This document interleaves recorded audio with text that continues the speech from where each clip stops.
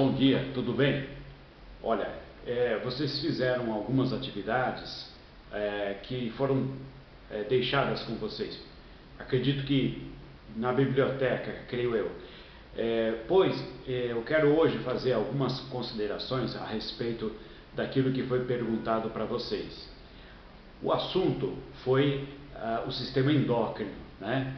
O sistema endócrino é o sistema que elimina o hormônio, que é a substância química que vai atuar nos órgãos-alvo através daquilo que a gente chama de especificidade. Então, vamos ver algumas coisas desse tipo.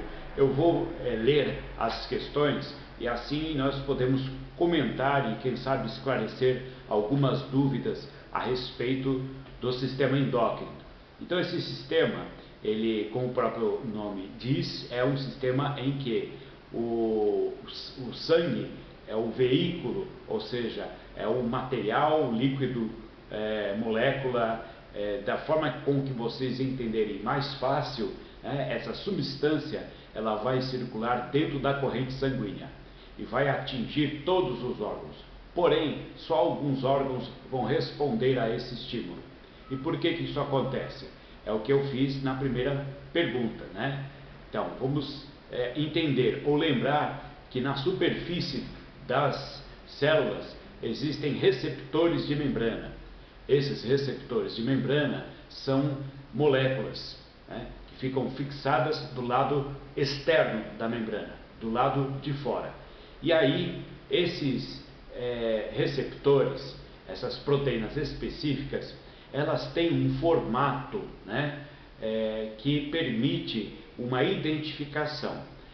Então, nós fizemos na sala de aula uma comparação com um sistema de chave na fechadura. Então, o que vai acontecer? Esse receptor de membrana vai se acoplar perfeitamente ao hormônio. Então, o hormônio ele tem que ser elaborado com uma forma espacial ideal para poder se acoplar ao receptor de membrana e, a partir desse momento, desencadear reações químicas dentro da célula. A célula que não tiver este receptor de membrana, ela não vai ser sensível ao hormônio. Então, conforme eu perguntei, por que certos tipos de célula respondem a um hormônio, né, enquanto outros tipos não são afetados, né? Elas reagem porque elas têm especificidade. Só vai reagir quem tiver especificidade. E o que faz ter essa especificidade? É a presença de receptores de hormônio que estão localizados na superfície externa das células. E a célula que tiver esse tipo de receptor vai ser considerada uma célula-alvo. Tá legal? Então, esta é o comentário que eu tenho a fazer a respeito do primeiro questionamento que eu fiz para vocês. No segundo questionamento, eu tenho aqui em uma situação hipotética, né? Comer uma glândula tiroide pode eliminar sintomas de hipertiroidismo, mas comer pâncreas não tem um efeito bom sobre os sintomas do diabetes do tipo mellitus, né? Então, por que é diferente? Bom, isso é uma hipótese. Para começar, comer uma glândula para resolver um problema hormonal. Então, você está lá, hipertiroidismo. Então, a tiroide, ela produz, né, a tiroxina, que é um hormônio que regula o metabolismo celular, né? E, inclusive, influencia, por causa disso, a quantidade de energia que a célula vai usar durante um processo de vida.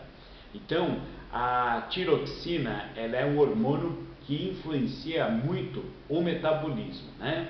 Então, o que você vai gastar, o que você vai deixar de gastar de energia nas suas células durante um dia. E aí, o que vai acontecer? Há pessoas que têm problemas de hipertiroidismo. Então, você vai comer uma glândula, né? Mas a glândula faz o hormônio, você está com hipertiroidismo. Mas o que vai acontecer? Ao comer a glândula, você vai acrescentar um hormônio que vem de fora. Ao acrescentar um hormônio que vem de fora, o que vai acontecer com a sua tireoide? Ela pode reduzir a produção de hormônio, né? Como se estivesse ficando preguiçosa. É um mecanismo de feedback negativo que a gente falou, né? Acrescentar um hormônio faz com que esse hormônio, através da corrente sanguínea, chegue à sua glândula tireoide. Ela vai, entre aspas, perceber que já tem uma quantidade grande de hormônio e ela pode parar de produzir tanto assim.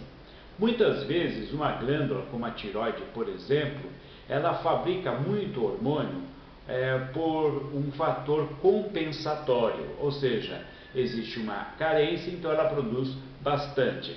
Se você abastece o corpo daquela substância, ela reduz a produção. O mesmo não vai acontecer com o caso do pâncreas. Por quê? Porque o pâncreas ele é feito com dois tipos ou duas qualidades de células produtoras de hormônio. Por que isso? Porque a parte endócrina do pâncreas existem células, são chamadas ilhotas de Langerhans. Essas células são divididas em duas espécies, a alfa e a beta, né? A beta produz a insulina que a gente conhece. A alfa produz o que? Glucagon, que é antagônico à insulina. Vale aqui lembrar o seguinte: quando você está com fome, o hormônio que satisfaz a sua fome é o glucagon. O glucagon tem a função de aumentar a quantidade de açúcar no sangue. O glucagon vai até o fígado e transforma aquele glicogênio que foi guardado da última refeição em um açúcar disponível para o sangue. É como se ele estivesse desmanchando o glucagon e jogando glicose no sangue. Essa glicose aumenta no sangue e você satisfaz a fome, ok? Então vamos ver. Agora que você tem açúcar no sangue, o que você precisa? Você precisa de insulina. Então a insulina sai depois, porque ela vai pegar esse açúcar que está no sangue e vai ajudar esse açúcar a entrar na célula. Portanto, a insulina diminui a quantidade de hormônio que tem, a quantidade de açúcar que tem no sangue. Tá? O glucagon aumenta a taxa de glicose no sangue, a insulina diminui. São hormônios antagônicos, portanto, enquanto um está presente, o outro está ausente. Né? São antagônicos, contrários. Portanto, você não vai resolver um problema mastigando o quê? Um hormônio e outro, porque se você pegar um pedaço de pâncreas, colocar na boca e mastigar, você vai destruir tanto as células alfa como as células beta. Você vai ter ao mesmo tempo insulina e glucagon na corrente sanguínea, ou seja, vai ser uma bagunça. Portanto, isso é improvável de dar certo. Aliás, comer glândula é uma hipótese, tá? Então, essa é a situação da número 2. Então, são hormônios antagônicos. No caso do pâncreas, a insulina e o glucagon. No caso da tireoide, só tem um. Então, vai, por retroalimentação, resolver o problema de hiperprodução de tiroxina na corrente sanguínea. Eu perguntei também qual o elemento químico ou substância, né, que tem sua taxa no sangue regulada pelo hormônio insulina. Então, já falei, então vamos lá. A insulina regula a concentração de glicose no sangue. A glicose é um monossacarídeo, tá? Um açúcar simples, um açúcar que é o preferido das células para poder ser destruído, quebrado, e das ligações químicas que ele tem, são liberadas quantidades de a caloria do açúcar, tá? A glicose, também é uma qualidade de substância química que também é chamada por aí de glicídio, glícides, né? Tem outra, carboidrato, o nome mais comum, vamos dizer assim, é quase como se fosse uma forma mais sofisticada de falar de um açúcar, né? É falar carboidrato, ou então falar glicídios, glícides, ou mesmo a glicose. A glicose, repare, não é um nome genérico de açúcar, é o nome de um açúcar específico, tá? E que é um açúcar muito bom para as nossas células conseguirem obter a energia que elas precisam para sobreviver, tá bom? Então vamos lá. Aí tem a questão número 4. Então vamos. Qual é o elemento químico ou substância que tem sua taxa no sangue regulada pelo hormônio glucagon? É o mesmo, é glicose, tá? Nesse caso, a concentração de glicose. O glucagon também atua um pouco na concentração de aminoácidos. Vocês se lembram o que é isso? Então, aminoácido é a molécula que faz parte da proteína. É a molécula fundamental para se construir proteínas, tá? Então, o glucagon, como eu já falei, é o antagônico da glicose. Então, ele vai colocar açúcar no sangue, tá? E também vai atuar na concentração de aminoácidos. Na número 5, eu perguntei, o bócio endêmico ou carencial é causado por uma alimentação pobre em substância ou elemento químico. Qual é? Né? É o iodo. Então, o iodo, né, ele é utilizado para se produzir o hormônio da tireoide, a tiroxina. Então, para que você tenha uma quantidade ideal de hormônio, você precisa ter uma quantidade ideal de iodo dentro do seu organismo, tá? O iodo é uma substância inorgânica, um íon que vai ser adquirido através da alimentação. Mas essa alimentação, ela vai ser um vegetal, vai ser um animal. Pois bem, o iodo, ele está presente no solo. E esse solo vai ter que fornecer ao vegetal uma quantidade boa de iodo. Nós não nos preocupamos muito com isso, tá? Por quê? Porque existe aí uma quantidade muito grande de alimentos que a gente pode ir ao supermercado e comprar, sem pensar se tem iodo ou não. Eventualmente vai ter. Bom, mas e aí, se não tiver? Se não tiver, não tem problema, porque no sal de cozinha, o iodo já é acrescentado, enriquecido com iodo. Por quê? Porque todo mundo usa muito ou pouco sal de cozinha. Então, por uma determinação de lei, o iodo, ele faz parte do nosso cotidiano através do sal de cozinha. O sal de cozinha é enriquecido com iodo para poder normalizar a quantidade desse elemento químico que tem dentro do nosso corpo. Bom, por que isso se fez necessário? Porque nos solos que são carentes em iodo, pode acontecer um problema muito sério, que é o bócio endêmico ou bócio de carência. O que significa isso? A pessoa não se alimenta com iodo, né? E aí, por quê? Porque o chão onde ela vive, o solo é pobre em iodo, o vegetal vai ser pobre em iodo, o animal que come aquele vegetal vai ter pouco iodo também, ou seja, toda a cadeia alimentar vai ser prejudicada pela carência de iodo. Então, qual vai ser a situação? As glândulas tiroides dessa população vão sofrer por carência de iodo. Numa atitude compensatória, né, existe um aumento do número de células da tiroide, né? Então, a tiroide que fica aqui na garganta, ela tem uma compensação. Vejam, O iodo serve para fazer a tiroxina, não serve para fazer a glândula. Então a glândula multiplica o número de células na tentativa de, tendo mais células, vão captar mais iodo possível dentro daquela refeição, né? Mas isso não garante muita coisa. Tudo bem, digamos, aumenta a capacidade de absorção de iodo? Aumenta, mas aumenta também a glândula, a pessoa fica com um papo, né? Esse papo, ele é chamado de papo endêmico ou papo de carência.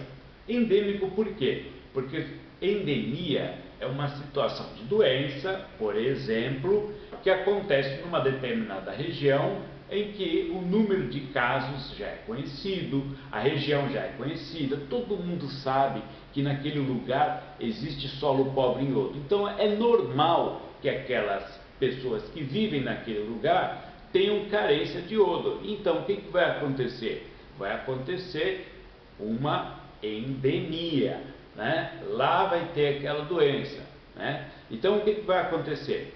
A glândula cresce, fica com um papo, né?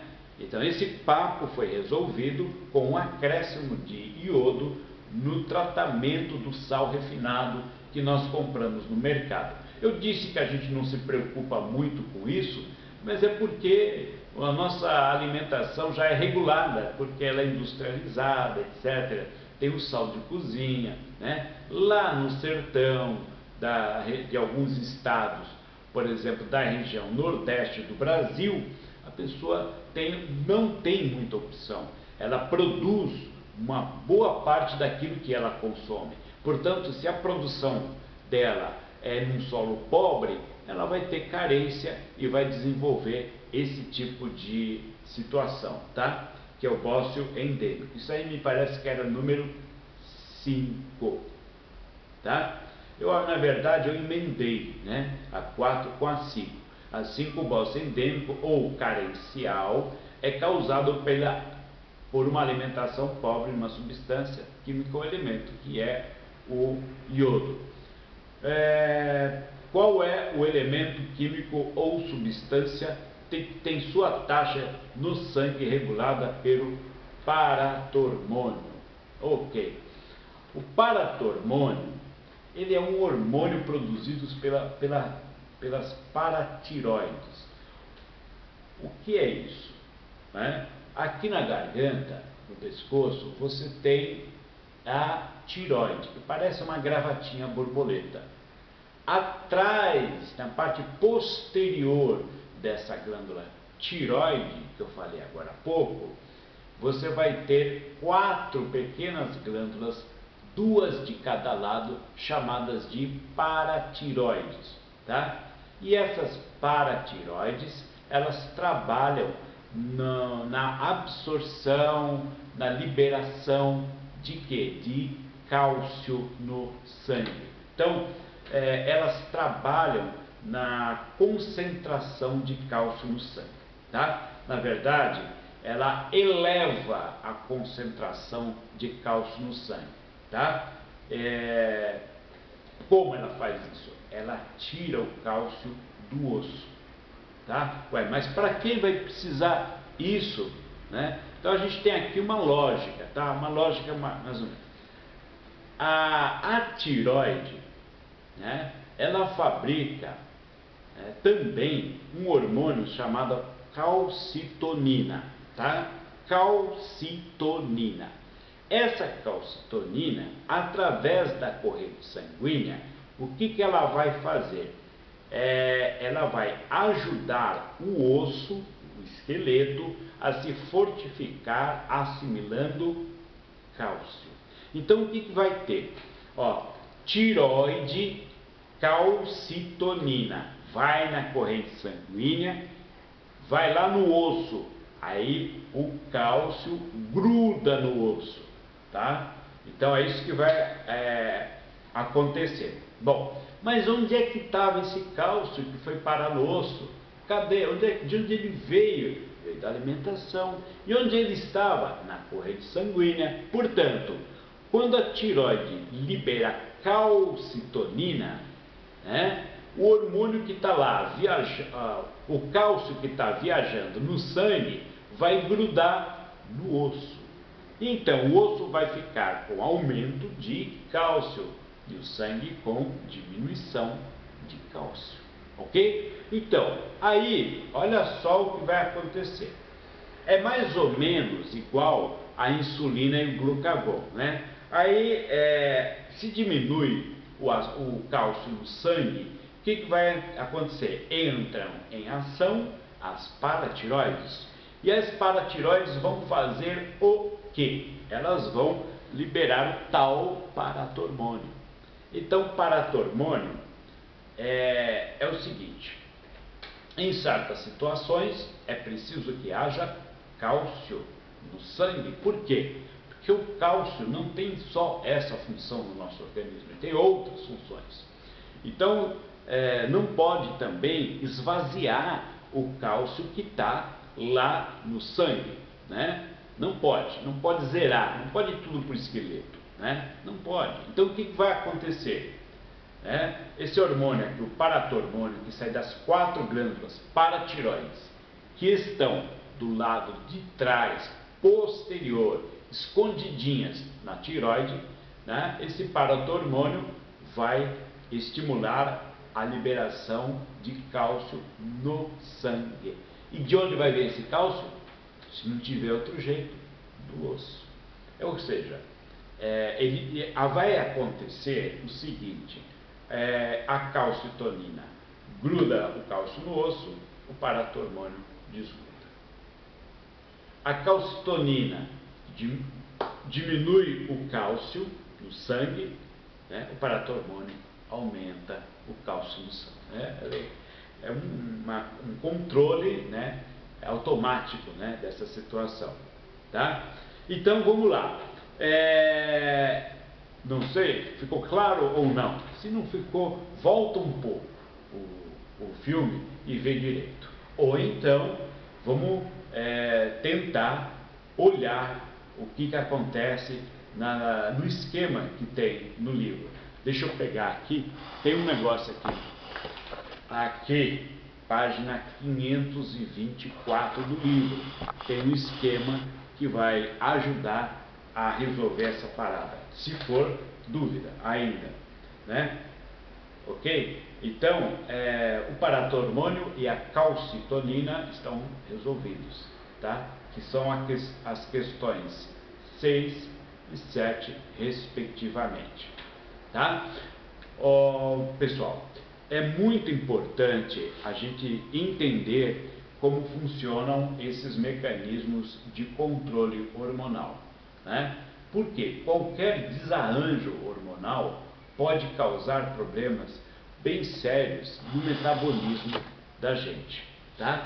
Entendam que o metabolismo é uma situação de organização do corpo. O corpo precisa ter um metabolismo organizado.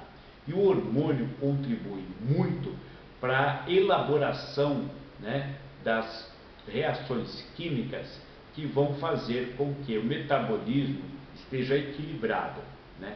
O metabolismo é um conjunto de reações químicas que mantém as células vivas, tá? Então eu estou vendo aqui, por exemplo,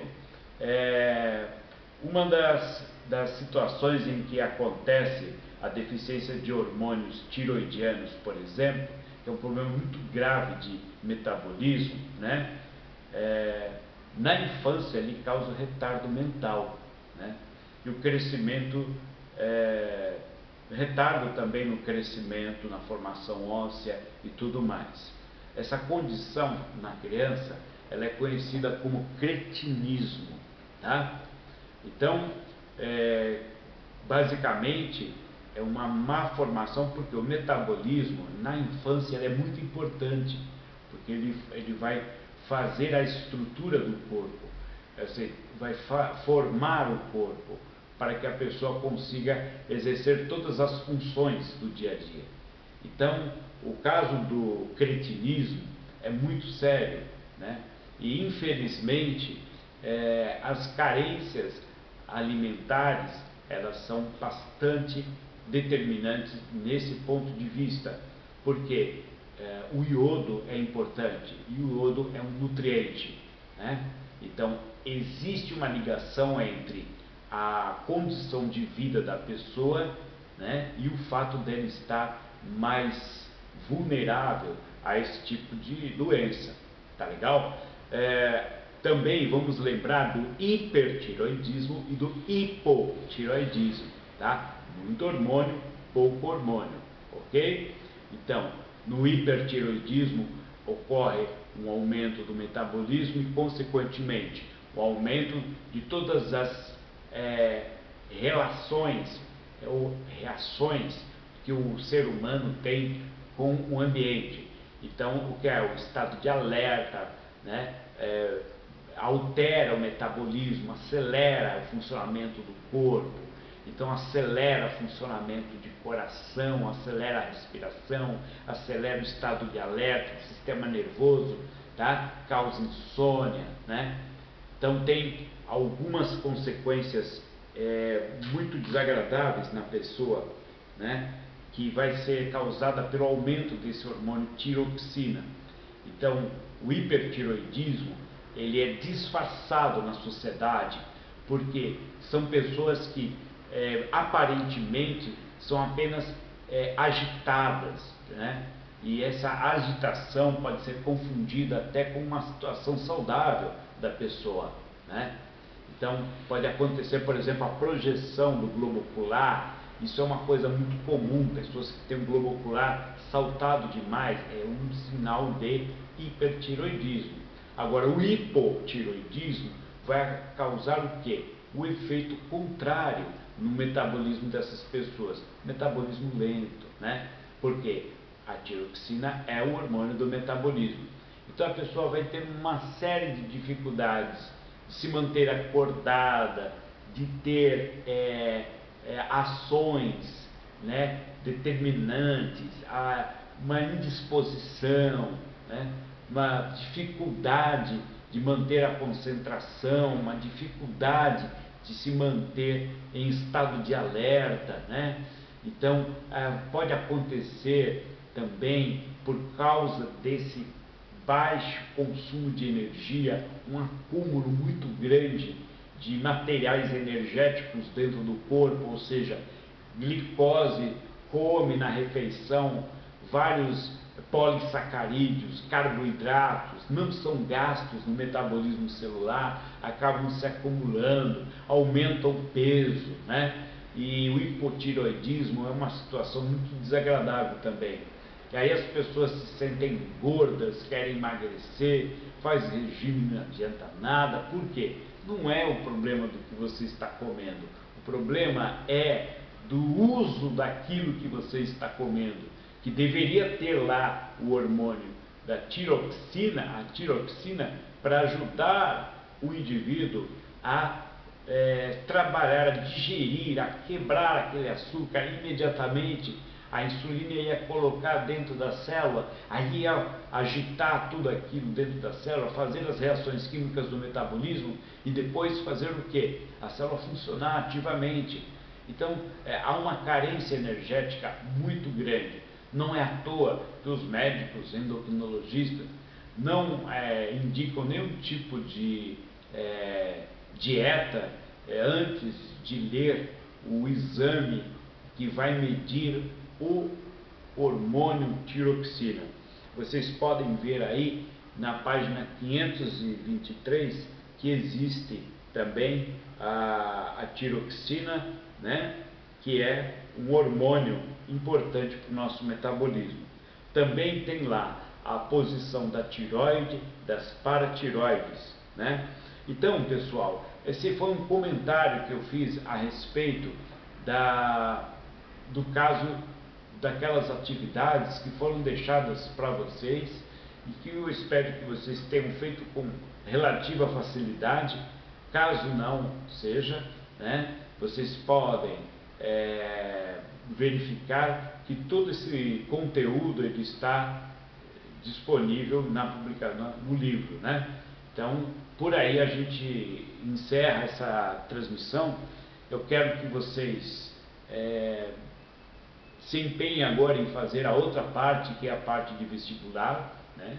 Uma coisa bem simples, mas vocês podem usar as anotações que foram feitas nas atividades anteriores, tá? E procurem conduzir isso aí como se fosse uma preparação, né?